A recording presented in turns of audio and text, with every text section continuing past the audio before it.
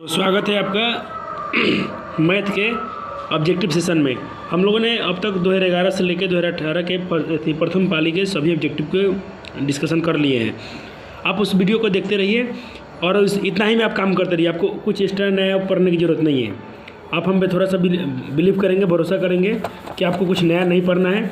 सिर्फ आप question bank में जो पूछे गए प्रश्न है ऑब्जेक्टिव के, इन पे ही अपना कमांड बना लीजिए। सारे प्रश्न यहीं से रहेंगे, इसके बेस पे रहेंगे, आप बना लेंगे उसको। सिर्फ बनाना सीखिए, आपको आंसर भी रटना नहीं है। अगर मैथ में कुछ रटना हो, मैं अगर प्रेफर करूँ आपको रटने के लिए, तो आप रटिए क्या, फार्मूला को पूरा सूत्र पूरा रट जाइएगा। चलिए शुरू करते हैं जल्दी से वीडियो को। तो हम आज इसको भी दो पार्टों में सॉल्व करेंगे, क्योंकि वीडियो लंबा हो जाता है। 50 प्रश्न का डिस्कशन करने में समय ज़्यादा लग जाएगा और सिर्फ आपको टिक थोड़ी बताना कि इसका आंसर ये है। हम लोग को पूरा फुल डिस्कशन देखना है, तो उसमें हमको समय थोड़ा लग जाएगा। इसके लिए इसको हम लोग दो पार्ट में बनाएंगे। तो शुरू करते हैं वीडियो को।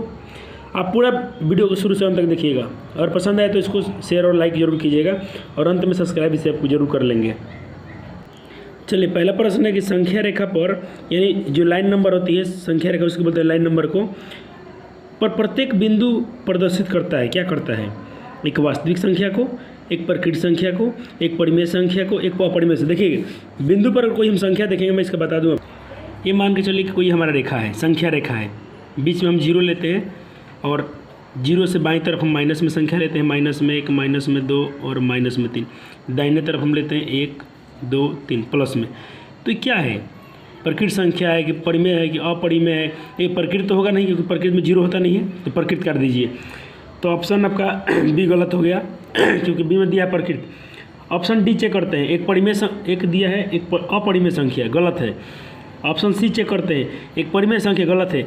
बच गया आपका ऑप्शन ए, वास्तविक संख्या। ये रियल नंबर होता है, ये हमारा रियल नंबर होता है, यानी इसे हम लोग बोल सकते हैं वास्तविक संख्याएँ। क्या बोल सकते हैं इसको? वास्तविक संख्या। तो ऑप्शन ए इसका 100% राइट हो जाएगा। अब बोला गया है कि निम्नलिखित में कौन सा भिन्न का दशमलव प्रसार शांत है? तो देखिए, आपने क्या पढ़ा है, जिसका हर का रूप जो होगा 2 के पावर n और 5 के पावर n का होगा, उसी का दशमलव प्रसार शांत होगा। तो मैं लेट ना करके सिर्फ आपका आंसर ही कर रहा हूँ। इसका आंसर सी होगा, और क्यों होगा मैं उसका डिस्कशन बता देता हूँ, क्योंकि सबको चेक कर लीजिएगा, आपका शांत नहीं आएगा। आप सब हर को जितने हर हैं उसको आभाज्य संख्या में तोड़िएगा, 2 और 5 के अलावा कोई ना कोई संख्या आ जाएगा। लेकिन ऑप्शन सी में आपको दिख रहा है ना, एक आपको दिख रहा है कन्फ्यूज करने के लिए कि यहाँ 2 के पावर 3 है, 5 के पावर 3 है, और 7 कहाँ से आ गया? सिर्फ होना चाहिए 2, 5, ये 7 कहाँ से आया? तो देखिए कट जाएगा। 7 के पावर 3 जो होता है 343 होता है, और ऊपर भी क्या है 343। तो ये हमारा कैंसिल आउट हो जाएगा। कैसे? मैं आपको दिखा देता हूँ। आपको संख्या दी गई है 343 बटा में 2 के पावर 3, 5 के पावर 3, 7 के पावर 3। आप इसको कैंसिल कर सकते हैं, क्योंकि 7 के पावर 3 आप जब गुना करेंगे 7 में 3 बार, वो 343 ही होता है। 7 49, 49 7 343। तो कट गया। क्या बचा? 1 बटा 2 के पावर 3 और 5 के पावर मान के चलिए 3। अगर संख्या देखिए बटा में सिर्फ अगर 2 के पावर में कुछ हो, अब फॉर्मूला याद रखिएगा, 2 के पावर n और 5 के पावर m, या 2 के पावर m 5 के पावर n। ऐसा किसी का हर का अभाज्य गुणनखंड आता हो, उसका दशमलव प्रसार हमेशा शांत होगा। क्या होगा? शांत होगा। तो ऑप्शन सी इज राइट। तीसरा प्रश्न देखते हैं। पूछ रहा है कि सबसे छोटी पूर्ण संख्या जो 16, 20, 24 प्रत्यय से भाज्य हो, वह कौन है? तो पहले आप देखिए, जब भी छोटी से छोटी संख्या पूछे, देखिए कुछ थोड़ा क्वेश्चन बैंक में हमारा प्रिंटिंग अच्छा नहीं है। आप आपके पास क्वेश्चन बैंक होगा ना, तो 2018 के द्वितीय पाली में जाइएगा और इस प्रश्न को अच्छा से देख लीजिएगा। इसमें थोड़ा आपको क्लियर नहीं दिख रहा होगा, लेकिन मैं पढ़ देता हूँ, क्योंकि प्रिंटिंग है थोड़ा इसमें अच्छा नहीं है इस पेपर में। बाकी सब पेपर अच्छा था।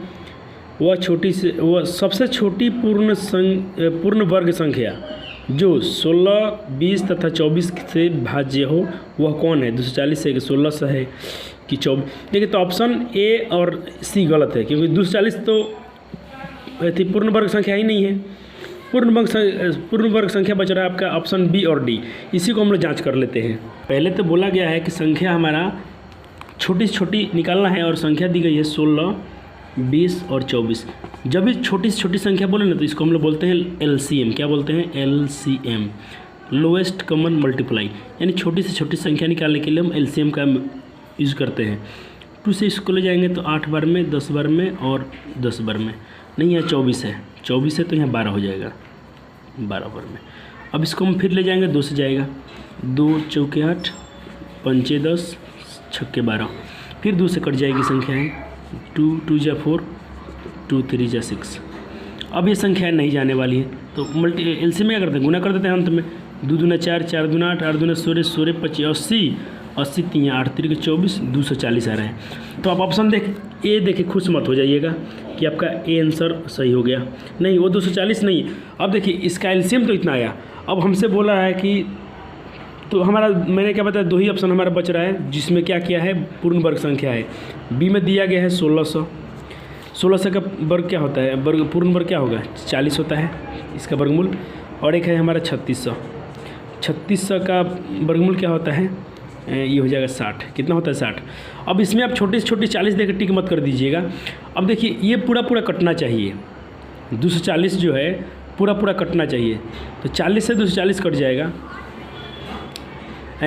240 जो है पूरा कटना चाहिए, तो इसको हम लोग काटेंगे अगर, तो चलिए हमारा क्या आ गया, एक 40 आ रहा है, एक 60 आ रहा है।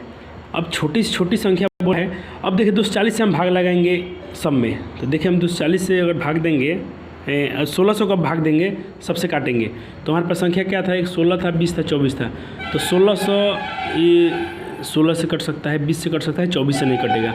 लेकिन हमारा 3600 है, इसको हम लोग तीनों संख्या से काट सकते हैं, किससे वो बोला गया है इससे पूर्णतः कटना चाहिए। कौन सी संख्या से, एक तो हमारे पास 16 संख्या दी गई है और 20 और 24। अब देखिए 16 से जब भाग लगेगा ना 1600 में, तब से इससे कट जाएगा, इससे कटेगा, शायद इससे नहीं कटेगा।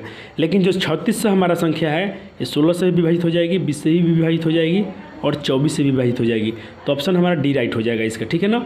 आप ऐसा मत समझिएगा 3600 तो बड़ा संख्या हो गया, इससे कोई मतलब नहीं है, पूर्ण रूप से कटना भी चाहिए। तो अब 1600 काट के देखिए, 16 से कट जाएगा, 20 से भी शायद कट जाएगा, 24 से नहीं कटेगा। आप भाग दे के देख लीजिएगा, तो ऑप्शन इसका डी राइट हो जाएगा। देखिए चौथा प्रश्न देखते हैं अब, तो हमारा 3 का डी हो गया।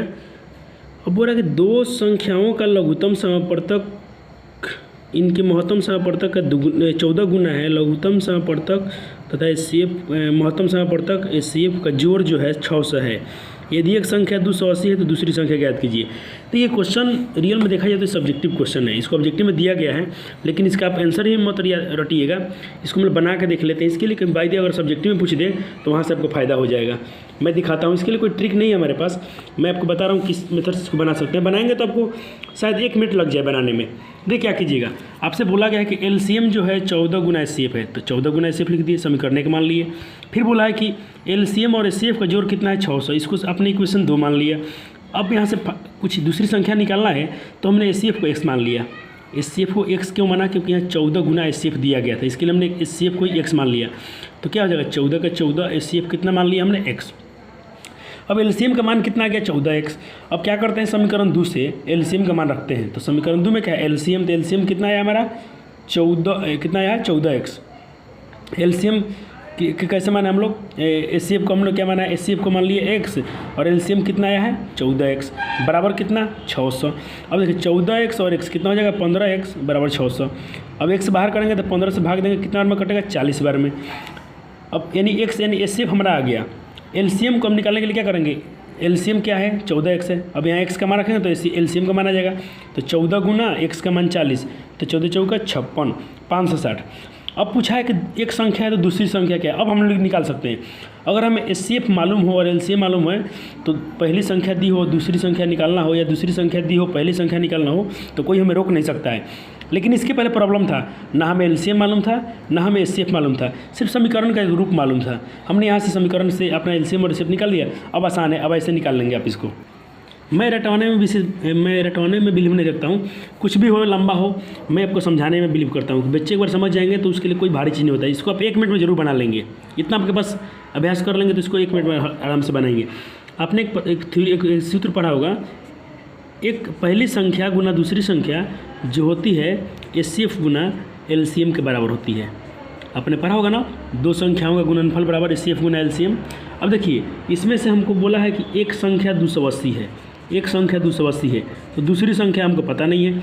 एचसीएफ हमने निकाल लिया है 40 आया था, एलसीएम हमने निकाला था 560 आया था। और दूसरी संख्या बाहर करेंगे तो हमारा 40 × 560 बट्टा में पॉन में आएगा 280। अब इसको कैंसिल आउट कीजिए, 0 0 काट लिए, 4 7 28 अब 56 काटिए, 7 8 56 और 0 का 0। हमारा दूसरी संख्या कितना आ गया?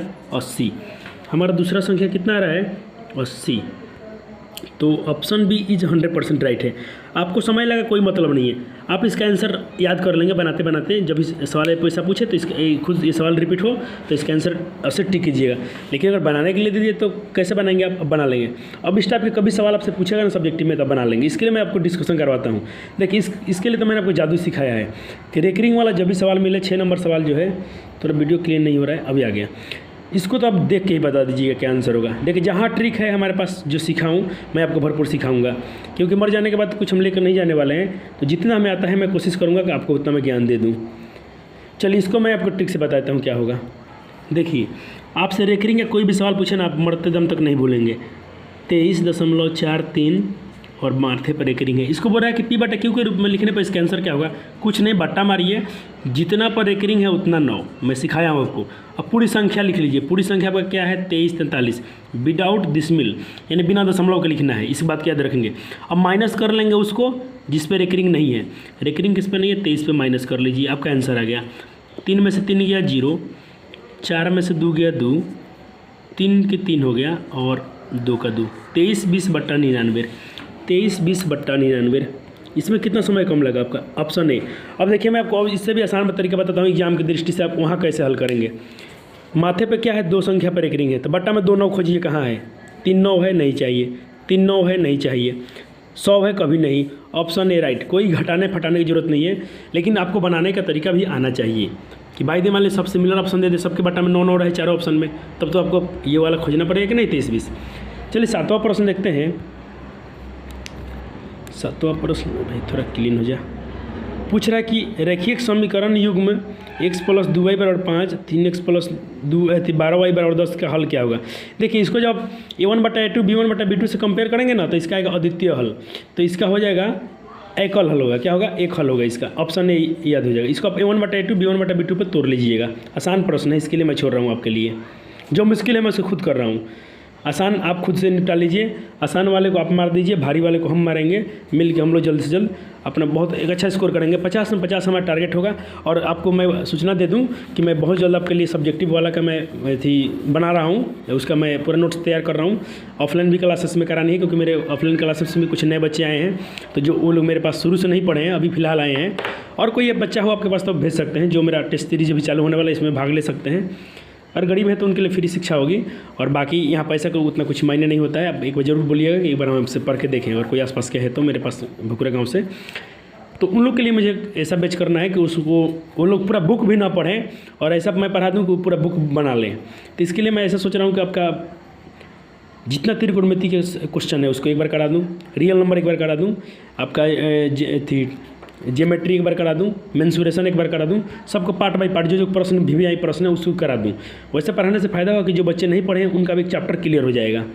अब मैं क्वेश्चन बैंक से उसको नहीं पढ़ाऊंगा। ये क्वेश्चन बैंक इसलिए कराता हूँ कि इसमें आपको चल जाएगा, लेकिन उसको सब्जेक्टिव को मैं चैप्टर बाय चैप्टर पढ़ा देता हूँ। तो बहुत जल्द उसमें नोट्स मेरा प्रिपेयर हो रहा है, उस पर काम चालू है। देखिए अब पूछ रहा है कि भाई मेरे अच्छा 6 नंबर प्रश्न छोड़ दिए थे हम लोग। 5 के 6 नंबर प्रश्न था 2x² x + -x बराबर, तो अल्फा इंटू बीटा हो तो इसका ऑप्शन ये हो जाएगा, क्योंकि अल्फा प्लस जो बीटा होता है ना, जो मूलों का योगफल बराबर मूलों का गुणनफल हो सकता है। ठीक है ना, इसको आप लोग ये याद रखेंगे। अल्फा प्लस बीटा है तो बोला है कौन सा इसका बराबर है, अब कौन सा सही है, तो आप इसका ऑप्शन ए याद रखेंगे 6 नंबर का। 7 नंबर का मैं बताया था ए होगा। अब 8 नंबर प्रश्न पूछ रहा है कि निम्नलिखित में कौन सा बहुपद नहीं है। देखिए बहुपद के मैं आसान से आपको ट्रिक बताता हूँ। x का घात पूरा होना चाहिए।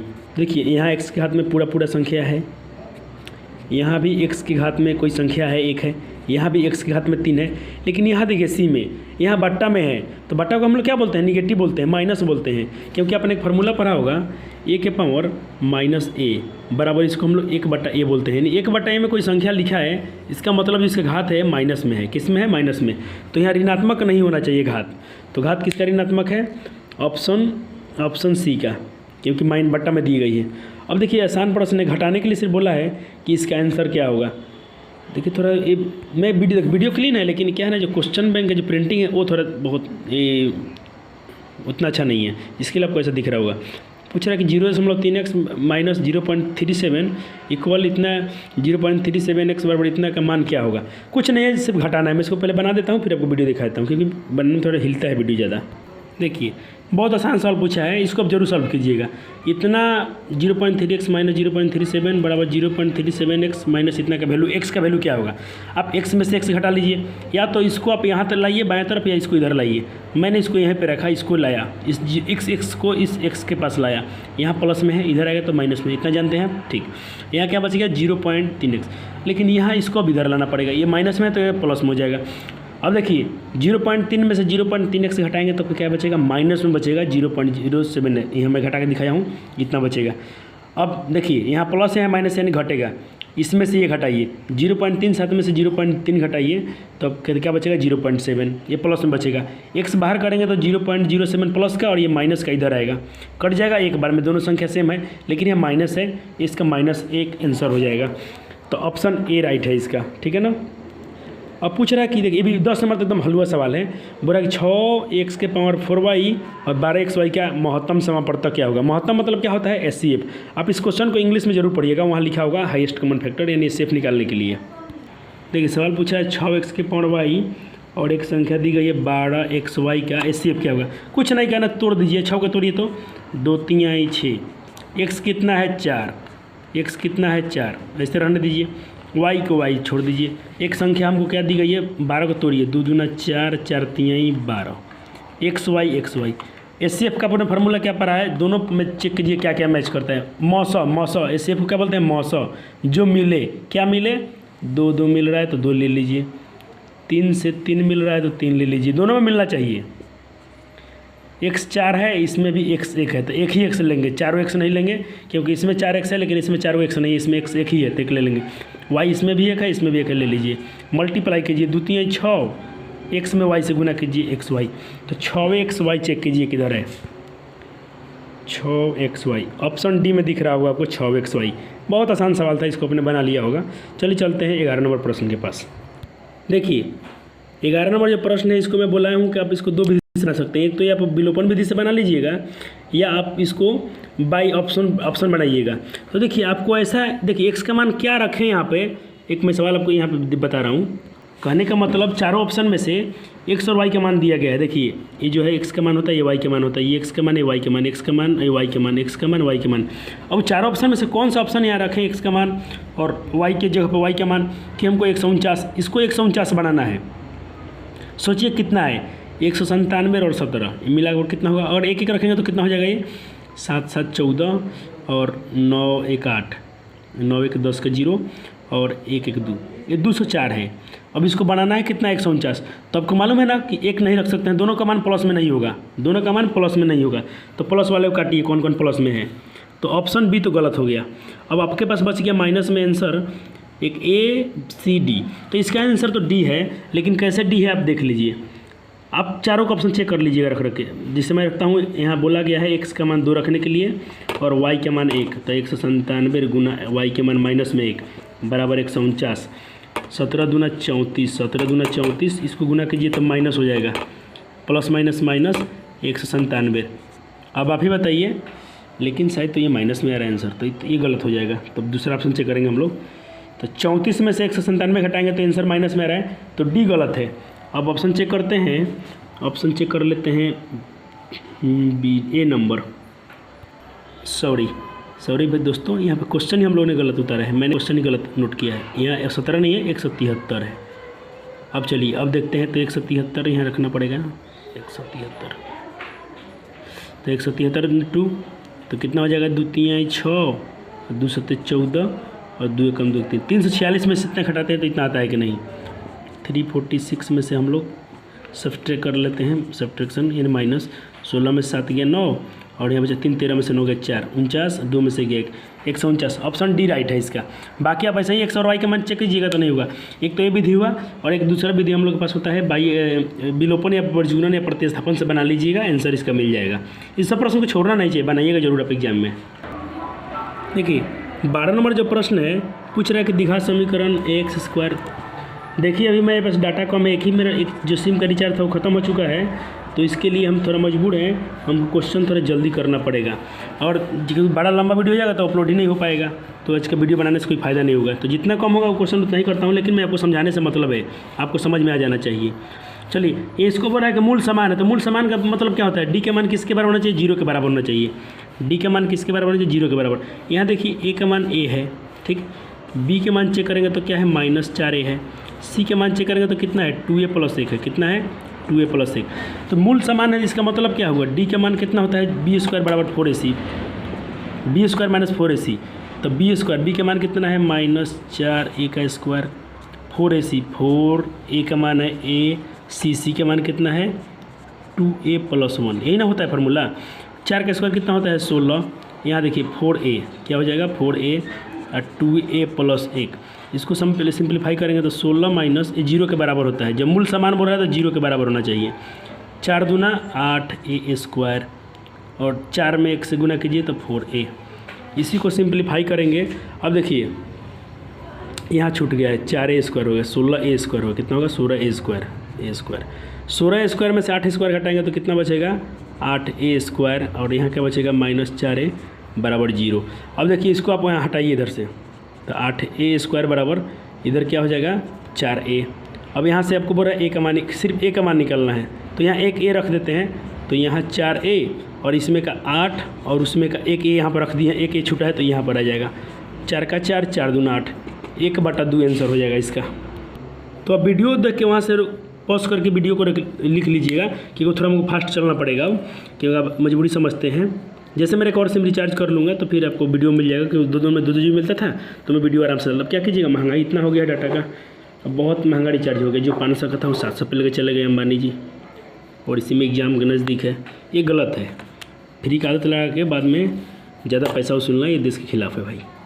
देखिए क्वेश्चन आसान है, बोल रहा है कि 64 के वर्गमूल और 64 के घनमूल के भाग देने से मान क्या होगा? बहुत आसान प्रश्न है। देखिए बोला है 64 के वर्गमूल को, अब बताइए 64 का वर्गमूल क्या होता है? 8। 64 का वर्गमूल क्या होता है? 8। और 64 का घनमूल क्या होता है? 4। तो बोलता है कि 64 के वर्गमूल को 64 के घनमूल से, तो 64 का घनमूल क्या होता है? 4 से भाग देने पर क्या होगा? तो भाग दीजिए तो 2 होगा, आंसर 2 हो जाएगा। तो इसका आंसर हो जाएगा ऑप्शन बी राइट है। देखिए 14 नंबर क्वेश्चन रिपीट है, 14 नंबर प्रश्न क्या है? रिपीट है।